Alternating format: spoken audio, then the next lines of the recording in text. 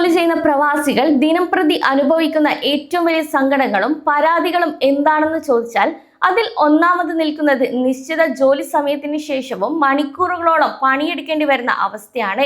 Shift തീർന്നാലും കമ്പനിയിൽ അധിക സമയം ജോലി ചെയ്യേണ്ടി വരിക. എന്നാൽ ആ അധ്വാനത്തിന് അർഹതപ്പെട്ട ഓവർ ടൈം അലവൻസ് അല്ലെങ്കിൽ അധിക വേതനം ചോദിക്കുമ്പോൾ കമ്പനി അത് നിഷേധിക്കുകയോ അല്ലെങ്കിൽ അർഹിച്ച തുക നൽകാതിരിക്കുകയോ ചെയ്യുന്ന അനുഭവം നിങ്ങളുടെ ജീവിതത്തിൽ എപ്പോഴെങ്കിലും ഉണ്ടായിട്ടുണ്ടോ?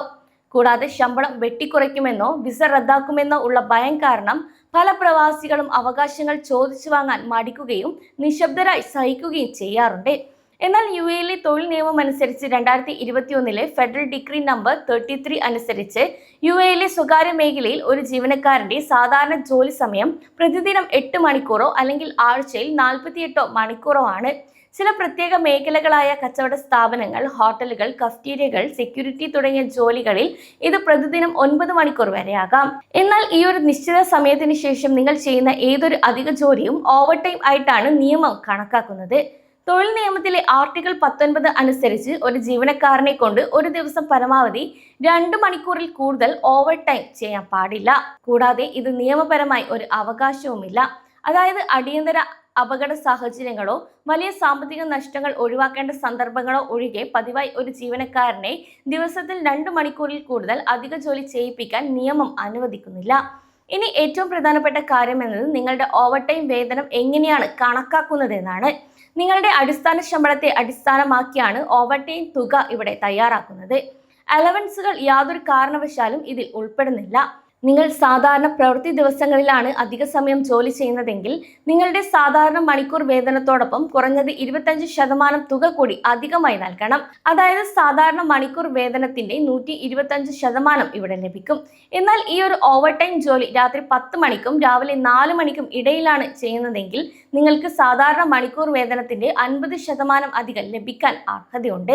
അതായത് 150% തുക വരെ ഇവിടെ ലഭിക്കും. ഇനി നിങ്ങളുടെ വാരാന്ത്യ അവധി ദിവസത്തിലോ അല്ലെങ്കിൽ രാജ്യത്തെ പൊതു അവധി ദിവസങ്ങളിലോ ആണ് നിങ്ങളോട് ജോലി ചെയ്യാൻ ആവശ്യപ്പെടുന്നതെങ്കിൽ പകരം മറ്റൊരു ദിവസത്തെ അവധിയും ആ ദിവസത്തെ വേതനവും നൽകണം. അല്ലെങ്കിൽ ബേസിക് ശമ്പളത്തിന്റെ 50% അധിക തുകയായും നൽകേണ്ടതുണ്ട്. കമ്പനികൾ നിങ്ങളുടെ ഓവർ ടൈം വേതനം നിഷേധിക്കാൻ കഴിയുമോ എന്ന ചോദ്യത്തിന് നിയമമനുസരിച്ച് 3 നിർണായക സാഹചര്യങ്ങളിൽ കമ്പനിക്ക് ഓവർ ടൈം തുക നൽകാതിരിക്കാൻ നിയമപരമായ തടസ്സമില്ല. ഒന്നാമതായി, കമ്പനിയുടെ മുൻകൂട്ടിയുള്ള അനുമതിയല്ലാതെ ജീവനക്കാരൻ സ്വന്തം ഇഷ്ടമനുസരിച്ച് ചെയ്യുന്ന ഓവർ ടൈം ജോലികൾക്ക് കമ്പനി പണം നൽകേണ്ടതില്ല. അതായത് സൂപ്പർവൈസറോ മാനേജ്മെന്റോ അധികമായി ആവശ്യപ്പെടാതെ അല്ലെങ്കിൽ അനുമതി നൽകാതെ നിങ്ങൾ കൂടുതൽ സമയം ജോലി ചെയ്താൽ അതിന് ഓവർ ടൈം അവകാശപ്പെടാൻ സാധിക്കില്ല. രണ്ടാമതായി, സീനിയർ എക്സിക്യൂട്ടീവ്, മാനേജീരിയൽ അല്ലെങ്കിൽ സ്ഥാപനത്തിന്റെ മേൽനോട്ട ചുമതലയുള്ള വലിയ തസ്തികകളിൽ ജോലി ചെയ്യുന്ന ജീവനക്കാർക്ക് സാധാരണ രീതിയിലുള്ള ഓവർ ടൈം ആനുകൂല്യം ബാധകമല്ല.